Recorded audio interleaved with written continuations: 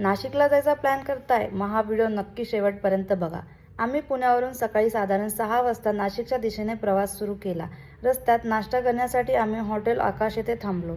जर तुम्ही पुण्यावरून नाशिकला जात असाल तर इथला नाश्ता एकदा नक्की ट्राय करा। नाशिकमध्ये सध्या अनेक ठिकाणी रस्त्याचं काम सुरू असल्यामुळे आम्हाला पोहोचायला थोडा वेळच लागला। साधारण 12 वाजता आम्ही पंचवटी येथे पोहोचलो।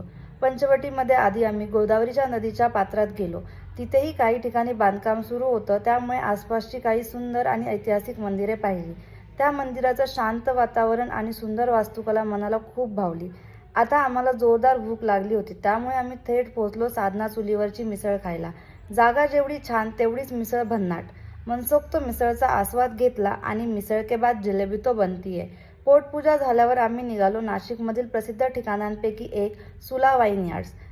तिथे संपूर्ण वाईन यार्ड्स फिरलो, सुंदर परिसर अनुभवला आणि तिथलं वातावरण अक्षरशः मन मोहून टाकणारं होतं।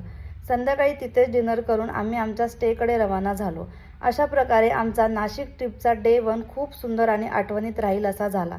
डे 2 मध्ये अजून भन्नाट ठिकाण एक्सप्लोर केली आहेत, त्यामुळे व्हिडिओचा पुढचा भाग पाहण्यासाठी स्टे ट्यून्ड।